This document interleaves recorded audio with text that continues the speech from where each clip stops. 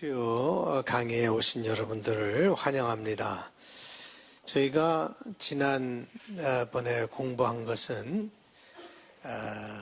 하나 예수님의 증인된 사람들이 그 사람들의 시작을 공부했죠. 그것이 바로 교회였어요.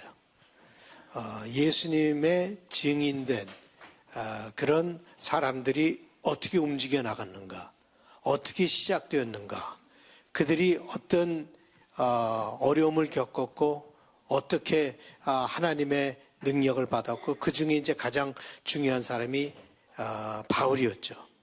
그래서 바울을 통해서 예수님의 증인된 사람들을 보았는데, 이 모든 것의 시작이 어디서 시작이 되는가 하면 아브라함에서 시작이 된단 말이죠. 그래서 아브라함은 하나님의 첫 번째 증인이 된 사람이에요. 아브라함은 하나님의 첫 번째 증인이 된 사람이기 때문에 그 아브라함의 신앙을 통해서 이 모든 운동이 시작이 되었고 예수님에서 완성이 되는 그런 열매를 맺어가는 것인데, 우리가 지금 이번에 공부하려고 하는 것은 그 시작이 어떻게 되었는가라고 하는 것을 공부를 하려고 하는 거예요. 9주 동안 아브라함의 이야기를 통해서 저희 삶에 대해서 우리가 묵상을 해보겠는데요. 성경을 아는 것이 중요한 게 아니에요. 성경을 아는 것이 중요한 것이 아니라 중요한 것은 뭔가 하면 성경 이야기 뒤에 숨어있는 하나님을 발견하는 것이 중요한 것이지, 성경을 많이 아는 지식이 중요한 게 아니에요. 그건 우리에게 꼭 필요한 게 아니에요. 꼭 필요한 것은 그 이야기 뒤에 숨어있는 그 하나님이 어떻게 역사하셨는가. 그러면 아브라함 때 역사하셨던 하나님이 지금도 같은 모습으로 역사하신다는 거죠. 그래서 예수 그리스도는 어제나 오늘이나 내일이나 언제나 동일하시다고 얘기한 것처럼 하나님에게는 이 시간의 차이가 없어요. 문화적인 표현이 다르고 문화적인 그 변화는 있었지만 하나님이 역사하시는 그 본질, 하나님의 모습은 언제나 같은 모습으로 역사하시고 계시다라고 하는, 하나님은 시간에 구애받는 분이 아니에요. 시간에 제한된 분이 아니에요. 그렇기 때문에 아브라함에게 역사하셨던 하나님이 그 문화 속에서 역사하셨지만, 그래서 그 문화를 받아들일 수는 없어요, 우리가요. 그 문화 속에서 역사하셨지만 그 뒤에 역사하시는 하나님의 모습은 같은 하나님의 모습인데, 그 하나님이 지금 우리에게 어떻게 역사하고 있는가 하는 것을 우리가 살펴볼 필요가 있다라고 하는 거예요. 그래서 그런 면에서 우리가 성경 이야기를 우리 제대로 공부를 하고 살펴봐야 되겠다라고 하는 거예요. 아브라함은 신약 성경에서 가장 많이 나오는 사람입니다. 요셉이라고 하는 이름 한 6번 정도 나오고, 다니엘은 뭐 1번 정도 나오는데, 아브라함은 60번 이상 계속해서 아브라함이 신약에서 많이 인용되고 있는 것을 보게 돼요. 그런 것을 보면은 아브라함이 그렇게 신약 사람들에게도 중요한 인물이었다라는 것을 우리가 볼 수 있죠. 그럼 그러니까 예를 들어서 예수님도 말씀하시기를 아브라함이 있기 전에 내가 있었느니라 라고 얘기를 하시고, 그리고 아브라함을 누가 진정한 아브라함의 후손이냐, 유대인들이 아브라함의 후손이냐, 아니면 누가 진정으로 아브라함의 후손이냐라고 하는 얘기도 하고 있고, 로마서, 갈라디아서, 히브리서 여러분들 읽어보면 아브라함의 이야기를 해석을 해서 신앙을 풀어나가는 모습을 보게 돼요. 신앙은 풀어나가야 돼요. 여러분들의 신앙은 풀어나가야 돼요, 스스로. 그러니까 그런가 보다 하고 그냥 신앙 내버려 두는 것이 아니라 여러분 스스로 신앙이 무엇인가 하는 걸 풀어나가야 되는 거예요. 여러분 삶 속에 하나님께서 어떻게 역사하시는가를 보면서 신앙의 이야기를 풀어나가야 돼요. 그래서 바울은 자기의 신앙 이야기를 풀어나가는데 모세보다는 아브라함에 포커스를 두고 있는 걸 보게 돼요. 오히려 모세는 많이 얘기를 안 하고 있어요. 모세가 그렇게 중요한 사람이고 십계명도 주고 모든 계명이 시작인데 모세는 별로 얘기를 하지 않고 바울의 이야기를 보면 어떻게 신앙을 풀어나가는가 하면 모세에게서 신앙을 풀어나가는 것이 아니라 아브라함에서부터 신앙을 풀어나가는 모습을 우리가 보게 되면서 바울이 어떻게 신앙을 풀어나가려고 하는가 하는 것을 우리가 조금 엿보게 되는 것이죠. 그래서 누가 정말 이 아브라함은 누군가 하는 생각을 해보게 되는데 아브라함을 가만히 여러분들이 뭐 수없이 읽어봤겠죠. 아브라함 이야기는. 그래서 이번에 여러분들에게 좀 새로운 각도를 주고 싶은 그런 마음이 있어서 많은 책들을 제가 보기도 하지만 또 여러분들을 묵상하면서 제가 강의를 준비를 하는데요. 그냥 책에서 나온 얘기는 아니고 우리 이민자들 이 캐나다에 살고 있는 토론토에 살고 있는 이 이민자들에게 이 아브라함은 어떤 사람인가 하는 것을 풀어나가려고 하는 그 이민자들의 우리의 그 신앙 이야기를 우리가 풀어나가 보려고 여러분들과 같이 지금 노력을 하는 것입니다. 근데 아브라함이라고 하는 사람을 가만히 보면은 뭐 기적을 행했다라는 말이 없어요. 아브라함은 기적을 행하지 않았어요. 그렇다고 해서 무슨 어떤 왕국을 인도하는 다윗처럼 왕이나 뭐 룰러도 아니었죠. 그런가 하면 뭐 제자들을 거느리고 다니면서 가르쳤던 어떤 스승 그런 일도 아브라함은 하지 않았고 또 수많은 선지자들이 예언을 한 것처럼 아브라함이 예언을 한 선지자도 아니었어요. 무슨 어디서 예언을 하는 것으로서 이렇게 유명한 그런 사람도 아니었어요. 그러면 기적도 행하지 않고 제자들 거느리고 가르치지도 않고 예언도 하지 않고 무슨 뭐 커다란 어떤 나라의 왕도 아니고 이런 사람이 어떻게 신앙에 그 초석을 놓게 되었는가 하는 생각을 해보게 돼요. 어떻게 보면 그저 평범한 노인네였어요. 아브라함의 이전의 이야기는 우리가 알지 못해요. 75세부터 알아요. 75세서부터. 왜냐면 75세에 부름을 받아서 갔기 때문에 그때부터 아브라함의 이야기를 아는 거예요. 75세 노인네 그 평범한 노인네의 이야기를 통해서 우리가 모든 것의 시작점을 우리가 보게 되는데 이런 평범한 노인네가 어떻게 그 수많은 사람들에게 영향을 줬는가 보면은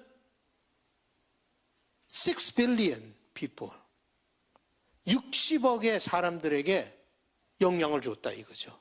왜냐하면 유대교회도 아브라함을 믿음의 시작이라고 보고 있고 이슬람도 아브라함을 믿음의 시작으로 보고 있고 기독교도 믿음의 시작이 바로 아브라함이라고 믿고 이 세 종교가 전부 다 아브라함을 중심으로 이렇게 파운딩 멤버로 해서 시작이 된 거예요. 그게 60억이에요.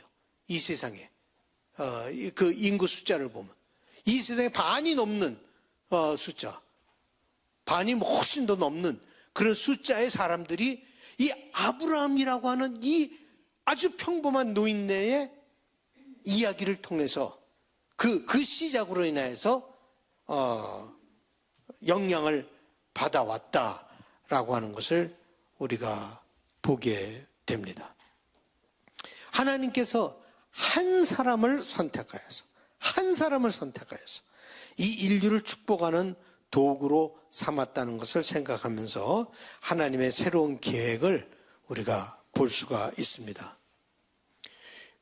그래서 창세 이야기를 보면요, 우리가 이 다음 주에 더 자세히 보겠지만 하나님께서 call the world into existence, 세상을 불러서 존재하게 만들었어요. 그 다음에 called Abraham to make the world as God wants. 그러니까 세상을 불러서 존재하게 하시고 그 다음에 아브라함을 불러서 그 세상을 만드셨어요. 하나님께서 그렇게 하셨단 말이에요. 이 세상을 만드실 때. 1장에서 11장까지는 창조를 한 하나님의 모습이 나오고 거기에 나타나는 인간의 모습이 나타나요. 그 다음에 12장에서 50장까지는 아브라함으로 시작한 한 가족의 이야기예요. Basically 한 가족의 이야기예요.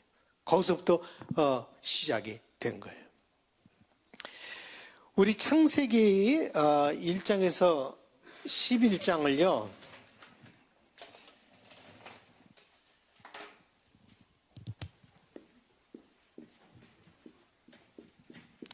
창세기 1장에서 11장을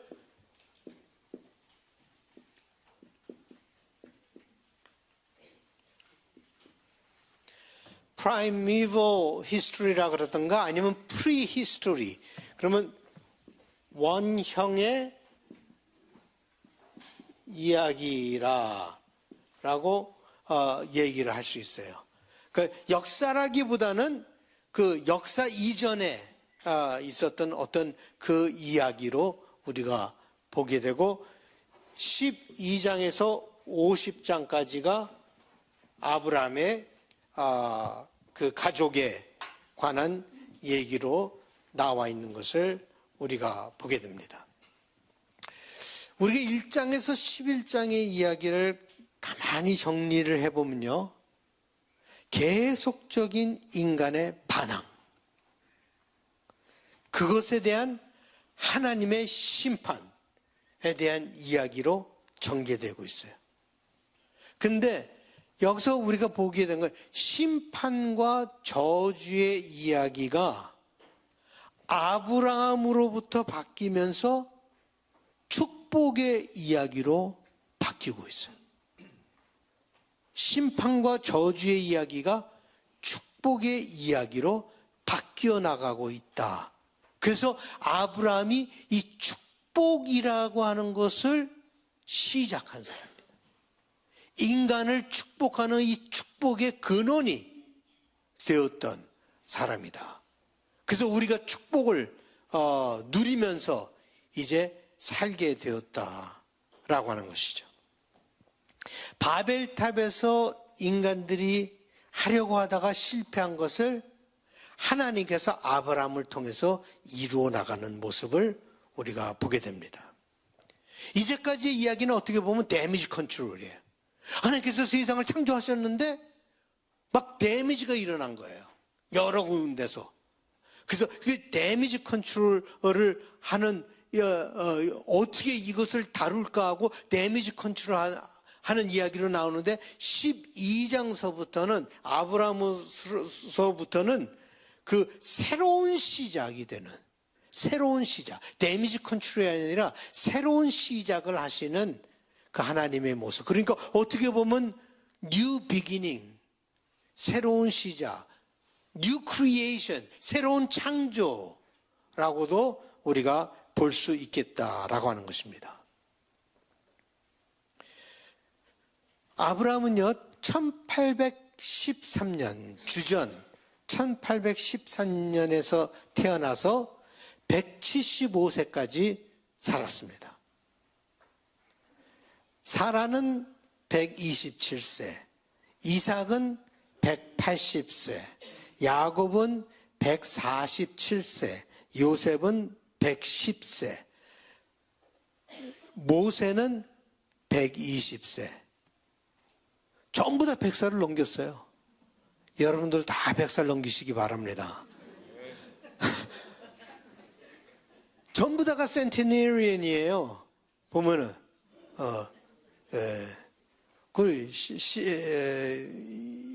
그 영화도 뭐 센테네리언 해갖고 뭐 이탈리아에도 있고 뭐 일본에도 있고 그래서 센테네리언이 사는 동네가 있다고 해서 그 다큐멘터리 본 적이 있는데요. 여러분들도 전부 다 100세 이상으로 아프지 않고, 예, 아프지 않고 그냥 병원에서 100세 이상 넘으면 무슨 소용이 있겠어요, 그죠? 아프지 않고 열심히 살아가시는 여러분들 되시기 바랍니다. 아브라함은 노아에서부터 10세대를 10 generation을 지나가서 나온 사람인데 노아에게 세 아들이 있었는데 야벳, 셈, 함이 있었는데 그 중에 셈의 아들, 셈의 후손이었다라고 하는 것을 우리가 보게 됩니다. 태어나기는 어디서 태어났는가 하면은 바벨론의 우르라고 하는 곳에서 태어났습니다. 이 우르라고 하는 이곳은요, 굉장히 유명한 곳이에요.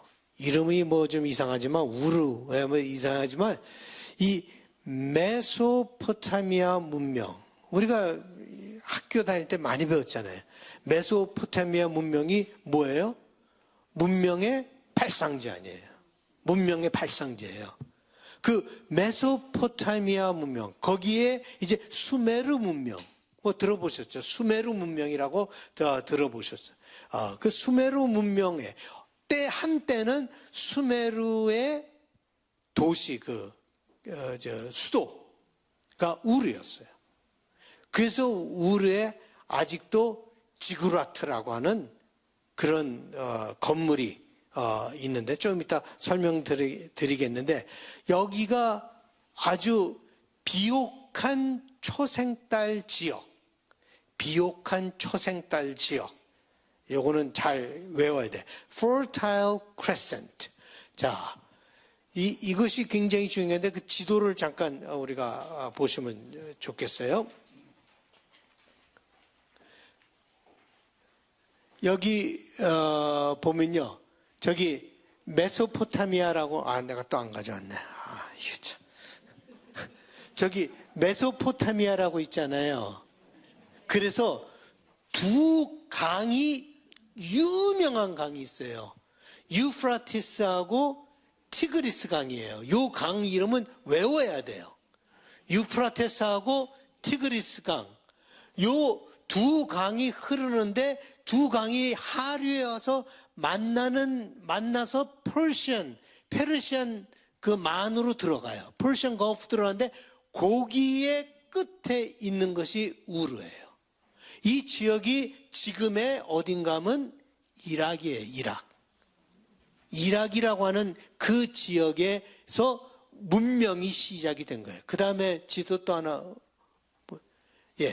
여기 보면은 저 유프라티스 있고 티그리스 있죠. 그 다음에 퍼시안 거프로 들어가. 그 다음 걸 한번 보죠. 여기 나오죠. 여기에 바벨론이 있고 이 우르라고 여기 갈대아 우르, 갈대아 우르라고 쓰여지는 거기가 거기예요. 거기서부터 가서 저기 하란이라고 하는 곳이 여기서 한 600마일 정도 가는 거예요. 600마일 정도 가는데 이 하란이라는 곳이 어딘가 하면 지금의 터키예요. 터키하고 시리아의 그 경계에 있는 그곳이 하란이에요. 그래서 우르에서부터 그래서 이 우르라고 하는 것은 굉장히 문명이 발달이 되었던 곳이다. 그래서 수메르 신화에서 이 사람들은 누구를 신으로 여기는 거면 달을 신으로 여겼어요. 달을 신으로 여겼는데 거기에 신이 난나라고 하는 신이 있었어요. 난나라고 하는 신인데 그 신을 갖다가 모아서 지구라트를 그려놓고 그 다음에 제일 꼭대기에다가 그 신전을 만들어요. 난나의 신전을 만들었어요. 지구라트를 한번 보여주실래요?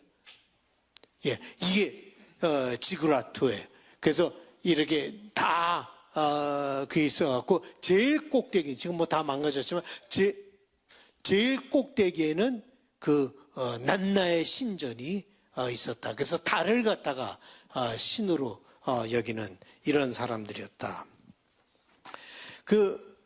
유대인의 그게 지금 아브라함에 대한 이야기는 주로 성경에서만 우리가 볼 수가 있는데 유대인들에게는 나중에 쓰여진 전설들이 있어요.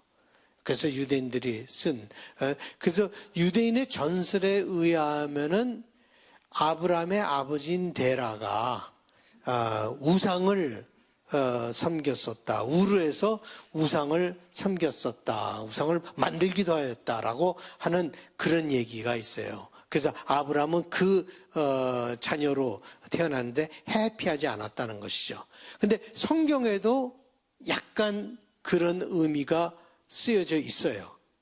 우상을 섬겼었다라고 하는 것이 보면은 여호수아에 보면은 보게 되는데 우리 정 목사님 읽어드리겠습니다. 여호수아가 모든 백성에게 이르되 이스라엘의 하나님 여호와께서 이같이 말씀하시기를 옛적에 너희의 조상들 곧 아브라함의 아버지 나홀의 아버지 데라가 강 저쪽에 거주하여 다른 신들을 섬겼으나 내가 너희의 조상 아브라함을 강 저쪽에서 이끌어내어 가나안 온 땅에 두루 행하게 하고 그의 씨를 번성하게 하려고 그에게 이삭을 주었으며. 예, 여기 보면은 여호수아는 알고 있었던 것 같아요. 그 아브라함의 그 선조들이 우상을 섬겼었다라고 하는 것을 알게 되는 것이죠. 이 아브라함의 중요성은요, 처음으로 인격적인 하나님을 만났다라고 하는 거죠. 처음으로 인격적인 하나님, 말씀하시는 하나님을 만나게 되었다. 그 전까지는 하나님이 막연했기 때문에, 신이 막연했기 때문에 주로 일방적으로 인간들이 신에게 제사, 제물을 바치는 형식으로 하나님을 제대로 알지를 못했죠. 그냥 신을 만들어 놓고 그 앞에서 절하고 제물을 바치고 잘 되게 축복해 달라고 하는 그런 인간이 신에게 제사를 드리는 방법인데 이번에 아브라함이 하는 것은 하나님이 아브라함에게 와서 말씀을 하시고 계시라는 그런 모습을 처음으로 그런 하나님에 대한 새로운 이미지를 갖게 되는 것이죠. 그래서 그 사람들은 신이 안 보이기 때문에 눈에 보이게 하기 위해서 막연하기 때문에 자연을 신으로 이렇게 자연의 모습, 그래서 달을 한다든가 해를 한다든가 이렇게 해서 신으로 섬겼고 메소포타미아에서는 이 달을 지정하여서 신으로 여기는 것을 많이 했고 어떤 조각을 세워서 그 신이라고 여기면서 그렇게 지냈는데 사실 사라라고 하는 이름도 사라이라고 하는 그 이름이 그 달의 신의 이름에서 나온 거예요. 그 이름 자체가 그 어원이 그렇게 되는 거예요. 그래서 손으로 만질 수 있고 눈으로 볼 수 있는 그런 신을 알고 싶어 했던 것이죠. 근데 아브라함은 어렸을 때부터 자라면서 그게 싫었던 거예요. 이게 말도 안 되는 얘기인데 라고 하면서 싫었던 거예요. 그래서 이런 이야기가 하나 있어요. 아버지가 그 우상들을 다 만들어 놨는데 하루는 아브라함이 들어가서 그 우상들을 다 깨트려 버리는 거예요. 전부 다 깨트려 버리고 한 우상만 남겨요. 제일 큰 우상만 딱 남겨놓고 그 다음에 망치를 그 손에다가 집어넣어줘요. 그 아버지가 오니까 아수라장이 된 거 아니에요. 우상들이 다 망가졌으니까 이게 무슨 일이냐 그랬더니 아브라함이 얘기하기를 저 제일 큰 우상이 이 작은 우상들을 다 때려쳐서 부서뜨렸다 그래. 그때 아버지가 야 우상이 무슨 말을 할 수 있고 뭐 행동을 할 수 있고 생각을 할 수 있는 줄 아냐? 그러니까 아브라함이 또 그런 우상을 왜 섬기세요? 그런 우상을 왜 섬기세요? 라고 하는 그런 우화가 있어요. 이야기가 있단 말이죠. 그래서 아브라함은 거기서 우상들에 대해 만족을 하지 못하고 이제 진짜 하나님을 만나게 된다. 인격적인 관계, 유일신의 개념이 처음으로 생기게 된 거예요. 그래서 이제는 인간이 하나님에게 두려워 벌벌 떨면서 그냥 제사만 드리는 것이 아니라 하나님과 인격적인 관계를 가질 수 있는 그런 하나님을 아브라함이 소개한 거예요.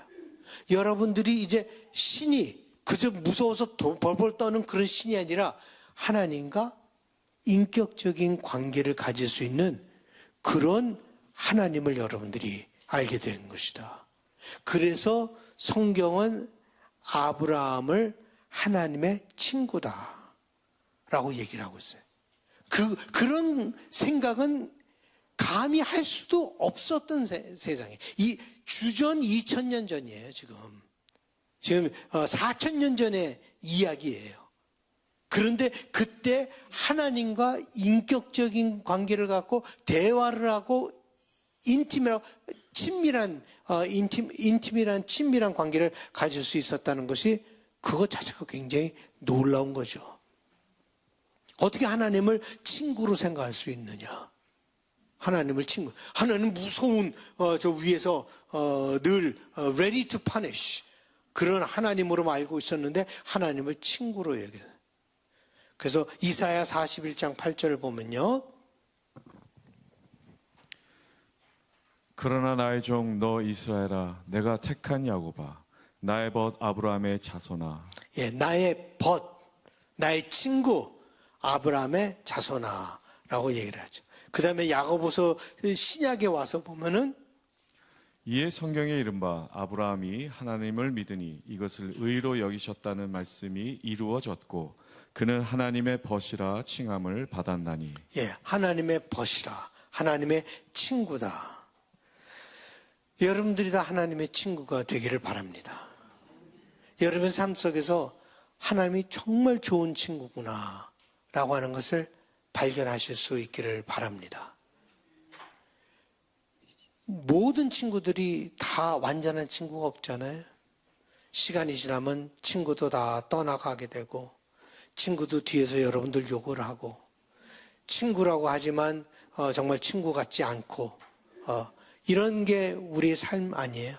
결국 마지막에 남는 것은 나의 친구신 하나님. 하나님만이 나의 진정한 친구고 하나님만이 나의 진정한 벗이다 라고 그 하나님 안에서 그 친구됨을 발견하실 수 있는 여러분들이 되시기를 바랍니다. 아브라함과 이 한 가족을 통하여서 하나님이 이 세상에 알려진 거예요. 감추어졌던 하나님이 보여지게 되었다. 그래서 하나님의 증인이 되었다라고 하는 것입니다. 엘샤다이의 하나님을 나타낸 것이죠. 엘샤다이라고 하는 것은 전지전능하신 하나님. 그 전까지는 전부 다 하나님의 엘로힘 하나님으로 알고 있었는데 이제 엘샤다이 하나님, 그 전지전능한 하나님. 그래서 창세기 17장 1절을 보면은 아브라함이 99세 때에 여호와께서 아브라함에게 나타나사 그에게 이르시되 나는 전능한 하나님이라 너는 내 앞에서 행하여 완전하라. 예, 나는 전능한 하나님이 이게 나는 엘샤다이다 라고 하는 거예요. 엘샤다이다. 엘로힘이 아니라 엘샤다이다 라고 하는 전능한 하나님이다 라고 하는 것을 나타내죠. 하나님을 나타낸 거예요. 어떻게 보면 아브라함을 통해서 하나님이 어떤 분이신가 하는 것을 나타낸 거예요. 여러분들이 여러분의 삶을 통해서 하나님이 어떤 분인가 하는 것을 나타내야 되는 거예요. 그것이 증인되는 거예요. 증인된다는 것이 뭐 하나님을 믿으라고 말하는 게 아니에요. 여러분들의 삶을 통해서 나타나신 하나님이 어떤 하나님이냐. 왜냐하면 아브라함은 그의 삶을 통해서 하나님을 나타내셨어요.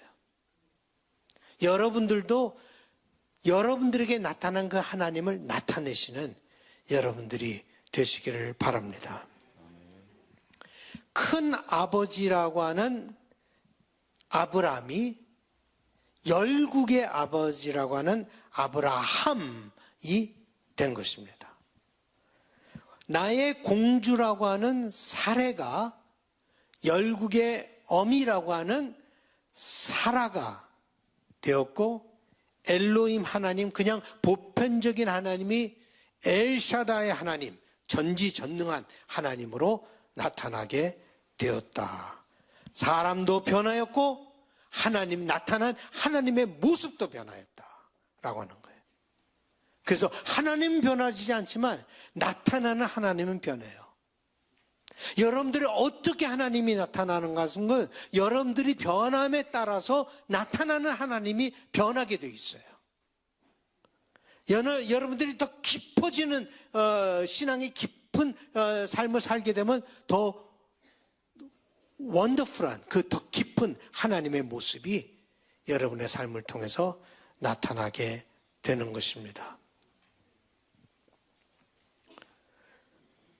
한 사람, 한 가족을 통해서 저주의 역사가 축복의 역사로 바뀌는 놀라운 일을 하게 됐어요. 저주의 역사가 축복의 역사로 바뀌는 놀라운 역사가 일어났어요. 역사의 전환점이 일어나게 된 거예요.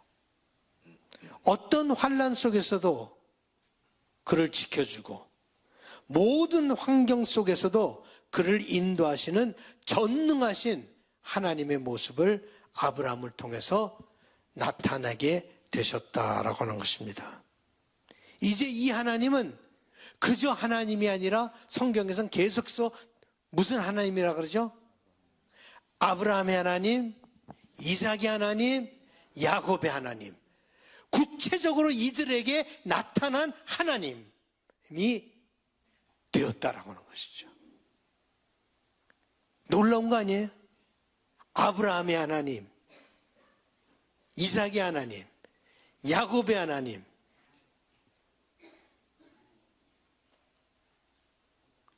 영일의 하나님, 신복의 하나님, 구체적으로 나타난 거예요. 여러분들의 삶을 통해서.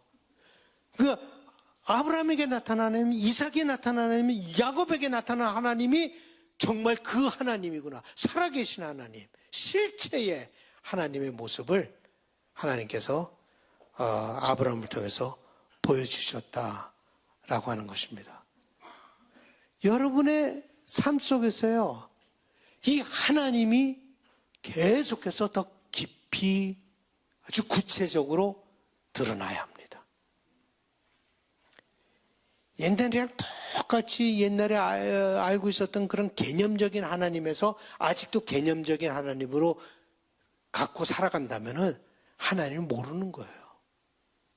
어떻게 하나님께서 여러분의 삶에서 구체적으로 역사하셨는가 하는 것을 여러분들이 경험하면서 고백을 해야 돼요. 그 하나님이 누구신가 하는 것을 고백을 해야 돼요. 어떻게 감히 하나님을 나의 벗이라고 할 수 있는 그걸 발견할 수가 있는 거예요. 그 예수님께서도 그것을 들어서 얘기를 하시기를, 그랬죠? 자기 친구를 위해서 목숨을 바치는 그런 사랑보다 더 큰 사랑은 없었다. 나는 너를 더 이상 servant로 여기지 않고, 나는 너를 종으로 여기지 않고 너를 친구로 여기. 이런 하나님에 대한 깨달음이요, 날이 갈수록 막 확실해져야 돼요. 깊어져야 돼요. 그 실체가 되어야 돼요. 하나님이 이론이 되어서는 안 돼요.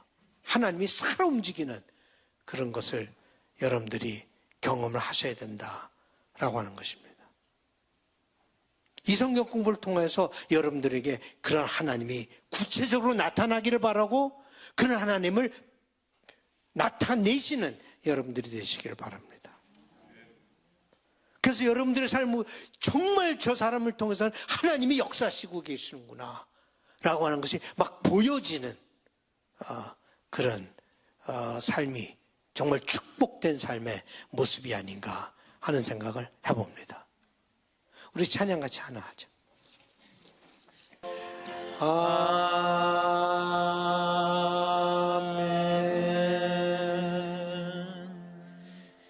이분에게 나타난 하나님이에요.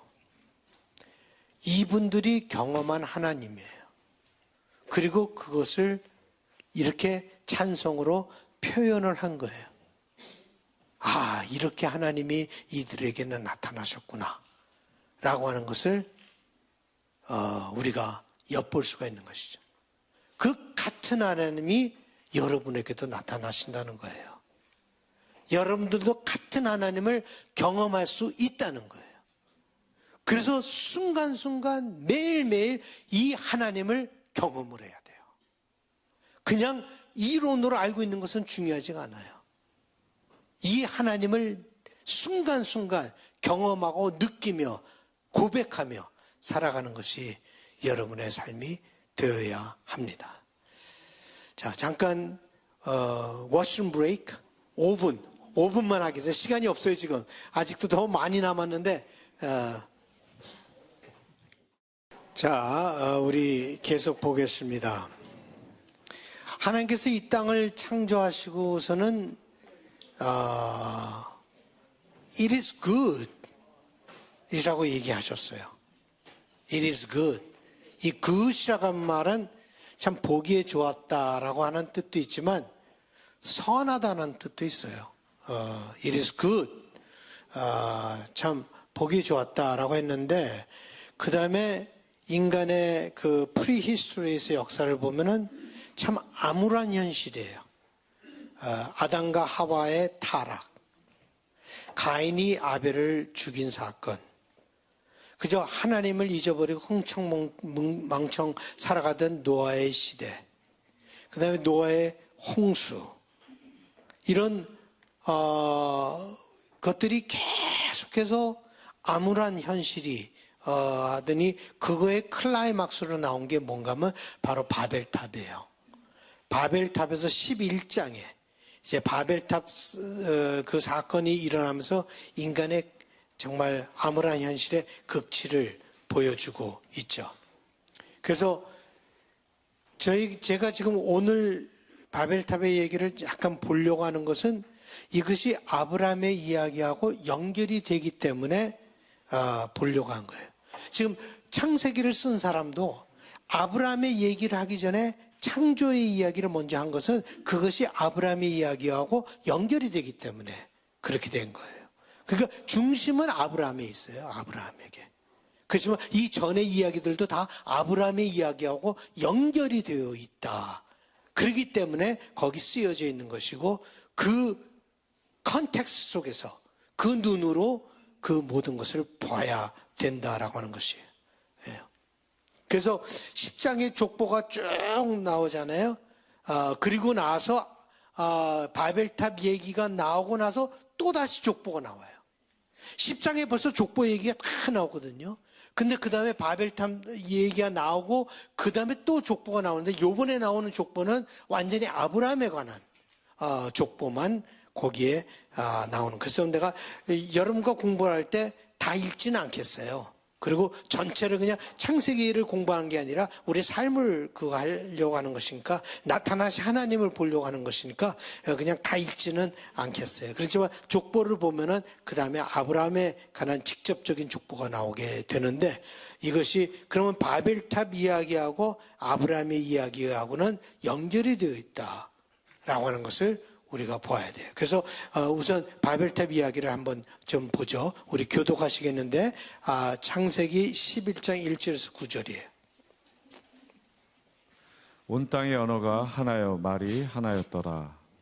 이에 그들이 동방으로 옮기다가 시날 평지를 만나 거기 거류하며 서로 말하되 자 벽돌을 만들어 견고히 굽자 하고 이에 벽돌로 돌을 대신하며 역청으로 진흙을 대신하고 또 말하되 자 성읍과 탑을 건설하여 그 탑 꼭대기를 하늘에 닿게 하여 우리 이름을 내고 온 지면에 흩어짐을 면하자 하였더니 여호와께서 사람들이 건설하는 그 성읍과 탑을 보려고 내려오셨더라.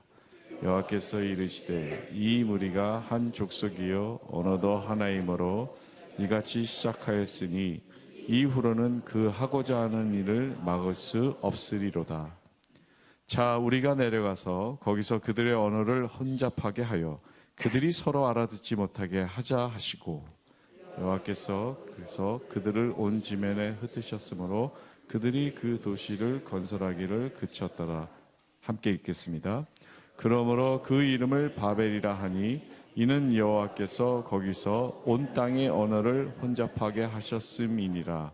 여호와께서 거기서 그들을 온 지면에 흩으셨더라. 예, 우리가 이 사람들이 왜 탑을 높이 쌓았을까? 자기 이름을 나타내려고 했는데 그것뿐일까? 왜 탑을 높게 쌓았을까라고 하는 그걸 퀘스천을 던지면서 그 유대의 역사학가인 요세푸스라고 하는 사람이 있어요. 유명한 역사학가예요.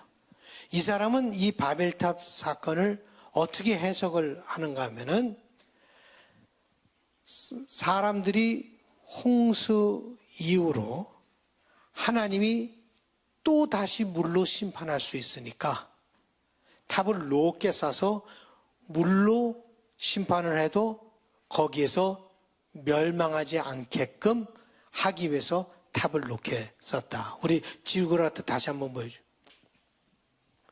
여기 보면은 물이 차더라도 그 꼭대기로 올라가면 살 수가 있으니까 그래서 신에 대한 하나님에 대한 복수를 하려고 하였다라고 요세푸스는 얘기를 해. 자기를 심판한 하나님에 대한 복수를 하는. 언제 또 심판할지 모르니까. 언제 또 물을. 하나님께서 분명히 약속하셨는데 나는 너희를 다시 물로 심판하지 않을 것이라고 했는데도 이 사람들은 그걸 믿지를 못하겠던 거죠. 그래도 혹시 또 한 번 물로 심판하면 어떡하겠어 해서 탑을 높이 쌓고 그 위에서 잠기지 않으려고 노력했던 모습. 이것을 보면요, 홍수 이후로 이 인간의 사이키 속에, 인간의 마음 속에는 뭐가 확 자리 잡았는가 하면 두려움이 확 자리를 잡고 있었다라고 하는 것을 보게 돼요. 그것을 창세의 이야기는 우리에게 해주고 있는 것이죠. 그러면 이 바벨탑 사건에서 보여준 홍수 이후에 하나님께서 이게 워킹을 안 했다는 것을 알게 되는 것이 뭔가 하면 홍수 이후에 사람들과 하나님의 관계는 무슨 관계인가 하면 적대의 관계. 적의 관계가 애니머스리, 적대의 관계가 되었다. 공격하려고 하는 하나님, 그것에 대비하여 자기를 보호하려고 하는 인간의 모습을 우리는 바벨탑에서 사건에서 볼 수가 있는 거예요. 하나님께서 안 하시겠다고 약속하셨는데도 그것을 믿지 못하는, 믿음이 사라져버린 그런 인간의 모습. 약속은 믿음으로 성취가 되는 거예요. 믿음이 없이는 약속은 스스로 성취가 안 돼요. 근데 그 믿음이 없어져 버린 모습. 인간이 스스로 자기를 보호하지 않으면 자기들을 보호해 줄 수 있는 것은 아무것도 없다라고 그들은 생각했어요. 하나님에 대한 두려움이 있었던 것이죠. 즉 하나님과 인간의 관계가 깨져버렸다라고 하는 거예요. 하나님을 두려워한다고 하는 것은요, 하나님을 무서워하는 것이 아닙니다. 하나님을 두려워하는 것이 지혜의 근본이라고 했는데 그 두려움은 공포에서 나오는 벌벌 떠는 무서움이 아니에요. 사랑에서 나오는 경외감입니다. 하나님을 두려워하는 것이 지혜의 근본이라는 건 사랑에서 나오는 그 경외감이 바로 그거는 무서워하는 것과는 다릅니다. 바벨탑이 보여주는 현실은 하나님과 인간의 관계가 깨졌다는 것이죠. 홍수의 사건이 그것을 다시 가까이 하지 못하고 더 멀게 만들었다라고 하는 것입니다. 하나님이 자기들을 보호해 줄 것이라는 보장과 안정감을 가질 수 없게 되었습니다. 그러니 생존해야 하고 스스로 자기 자신을 보호해야 하고 흩어지면 죽고 뭉쳐야 산다라고 하는 생각, 힘을 모아야 한다라고 하는 생각으로 가득 차게 되었습니다. 이 두려움으로 인하여서 이렇게 뭉쳐진 그 일치는 건강한 일치가 아니에요. 어떻게 보면 집단 이기주의의 생각으로 가득 차게 된 거예요. 그 11장 4절을 보면요. 또 말하되 자 성읍과 탑을 건설하여 그 탑 꼭대기를 하늘에 닿게 하여 우리 이름을 내고 온 지면에 흩어짐을 면하자.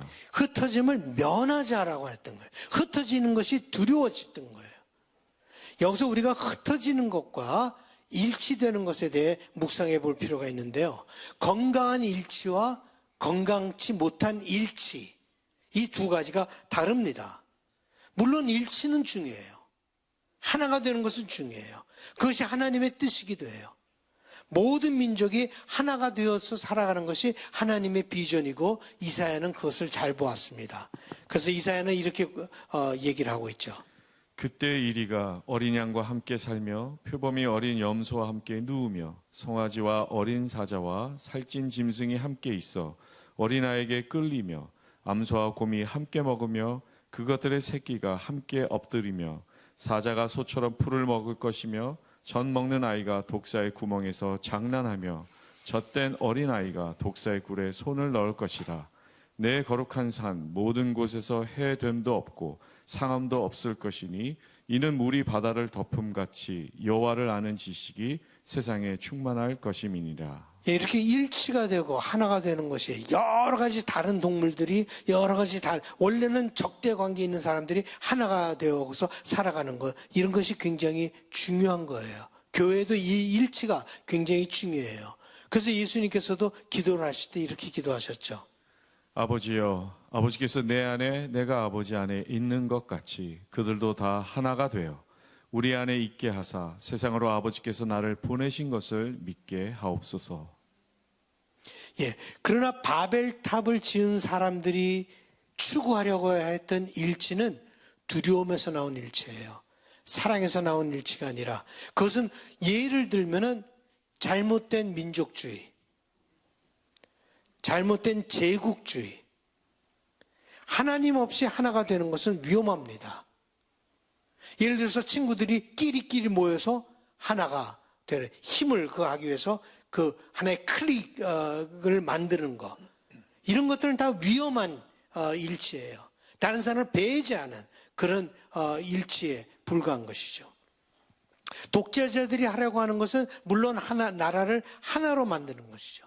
그래서 잘못된 이데올로기를 추구하면서 하나로 만들려고 했던 거예요.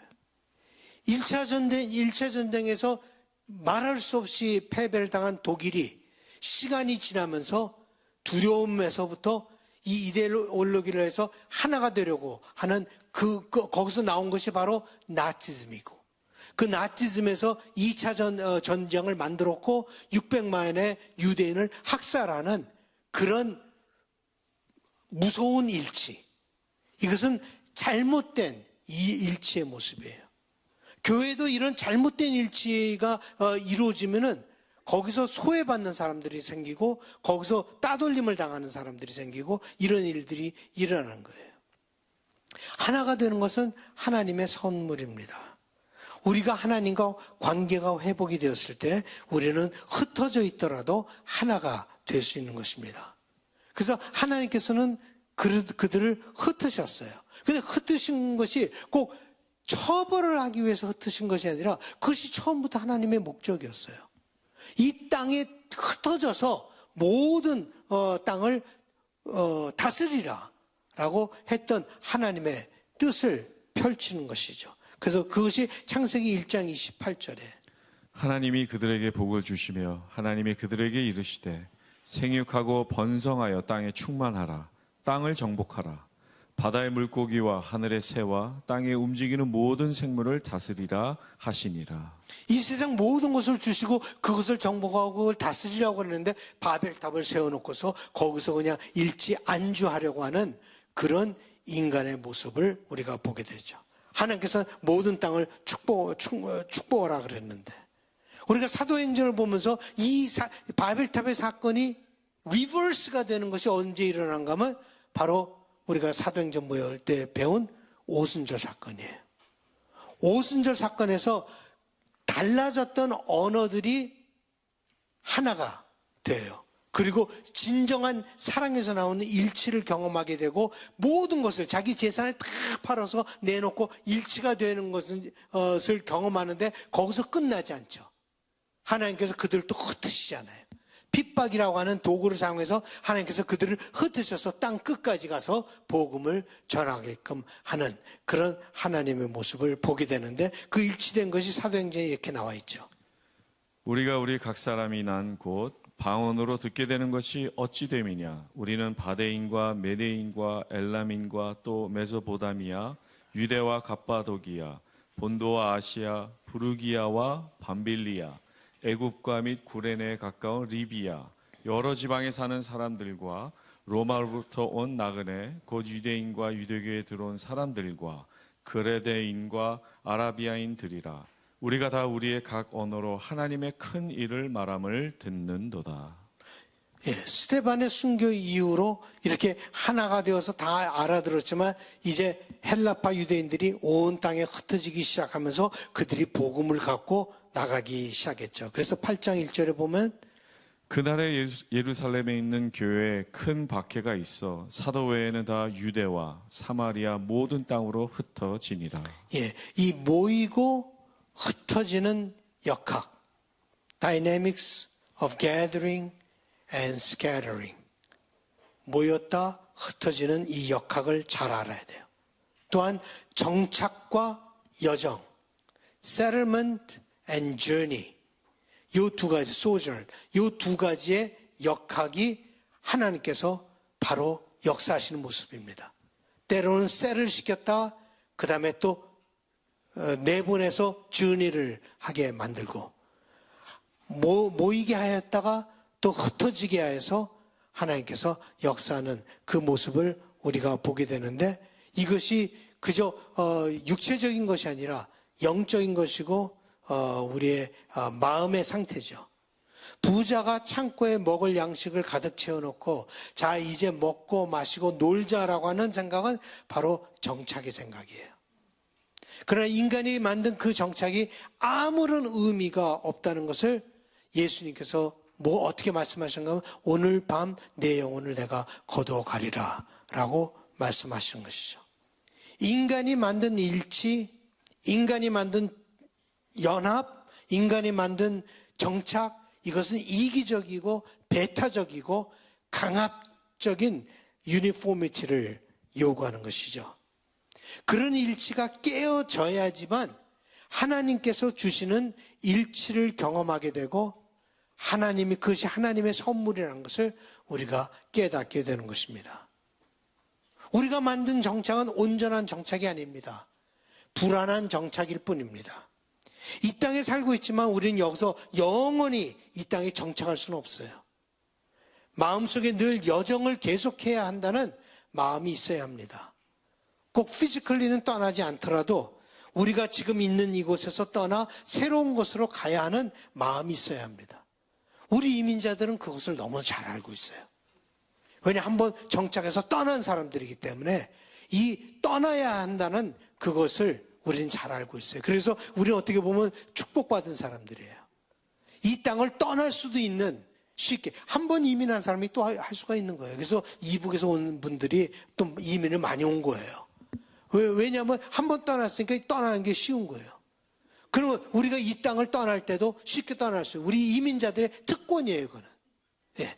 정착을 안 한 사람들이고 여기서 살고는 있지만 언젠가는 또 떠나야 된다라고 하는 그런 마음의 준비가 되어 있는 사람들이다. 바벨탑을 세운 사람들은 정착을 원했죠. 벽돌을 개발했어요. 그 당시에는 이 벽돌 개발은 대단한 개발이에요. 지금도 쓰고 있잖아요, 그 벽돌을. 예. 예, 흙으로 단단하게. 그렇지 않으면 뭐를 가져와야 돼요? 돌을 가져와야 돼요. 돌을 가져와서 다 해야 되는데 그렇게 어떻게 해요? 돌이 없으니까 그 진흙으로서 벽돌을 만드는 그 기술을 개발. 인간이 대단한 사람. 대단한 거예요. 그래서 지구라트도 그 벽돌로 만든 거예요. 예. 그 벽돌을 개발하고 그래서 건물을 하면서 정착을 원했죠. 그러나 성경은 그런 정착에 대해서 이렇게 말합니다. 그러나 그는 지혜 있는 자도 죽고 어리석고 무지한 자도 함께 망하며 그들의 재물은 남에게 남겨두고 떠나는 것을 보게 되리로다. 그러나 그들의 속 생각에 그들의 집은 영원히 있고 그들의 거처는 대대 이르리라 하여 그들의 토지를 자기 이름으로 부르도다. 사람은 존귀하나 장구하지 못함이여 멸망하는 짐승 같도다. 진정한 정착은 하나님께서 주시는 것이지 우리가 만드는 것이 아니에요. 그래서 시편 기자는 이렇게 고백합니다. 여호와께서 집을 세우지 아니하시면 세우는 자의 수고가 헛되며 여호와께서 성을 지키지 아니하시면 파수꾼의 깨어 있음이 헛되도다. 너희가 일찍이 일어나고 늦게 누우며 수고의 떡을 먹음이 헛되도다. 그러므로 여호와께서 그의 사랑하시는 자에게는 잠을 주시는도다. 그 바벨탑이 세우려고 했던 것은 인간의 잘못된 정착, 잘못된 일치, 이것을 추구했던 거예요. 이런 상황 속에서 하나님께서 아브라함을 불러서 뭐를 하게 합니까? 여정을 하게 하는 거예요. 정착된 사람을 불러서 떠나라. 그 보면은 12장 1절이 이렇게 시작합니다. 여호와께서 아브라함에게 이르시되 너는 너의 고향과 친척과 아버지의 집을 떠나 내가 네게 보여줄 땅으로 가라. 예, 이 정착되어 버린 두려움 때문에 정착되어 버린 이 사람들의 멘탈리티 속에서 하나님께서 아브라함을 딱 선택해서 너는 떠나라 라고 하는, 이 사람들이 두려워서 하나님의 약속을 믿지 못하고 자기 스스로 그 탑을 만들려고 할 때 하나님께서는 아브라함을 불러서 믿으라, 떠나라 하니까 그냥 떠나잖아요. 믿고 떠나는 그 믿음의 역사를 만들어 나가는 그 모습을, 이 컨텍스트 속에서 아브라함의 이야기가 지금 나오고 있다라고 하는 것을 보게 됩니다. 여러분들이 연세가 들면 들수록 자꾸 두려워지잖아요. 불안해지잖아요. 그럴 때 잘못하면 정착의 생각이 들어요. 아, 여기서 그냥 내가 뭐 바뀔 수가 있나? 여기서 그냥 편안하게만 살면 됐지 라고 하는 생각이 자꾸 작아지는데, 여기서 편안해지면 좋은데 편안해지지가 않아요. 더 불안해져요. 이걸 차고 일어나서 떠나는 그런 마음. 죽으면 죽으리라, 부르시면 언제든지 가리라 라고 하는 그 마음으로 내 마음이 떠나기 시작하면서부터 자신감을 생기고 인생이 넓어지고 여러분들이 모든 것을 다 더 크게 볼 수 있는 눈이 생기게 되는 거예요. 이건 신앙의 눈이 생겨야 되는 거예요. 안 그러면 자꾸 정착을 하게 돼요. 정착을 하려고 해요. 그러면 더 불안해지기만 하는 거예요. 그러지 말고 하나님께서 부르시면 나는 가겠습니다라고 하는 그런 여정을 시작하는 것이 바로 아브라함의 생각이었다. 그래서 요 다음 주에 우리가 아브라함의 이 여정, 떠나는 여정에 대해서 우리가 공부를 하게 되고, 요 다음 주는 우리가 아브라함의 소명, Calling of Abraham에 대해서 우리가 공부하도록 하겠습니다. 요 다음 주에 12장 그냥 읽어오시면 되겠어요. 예.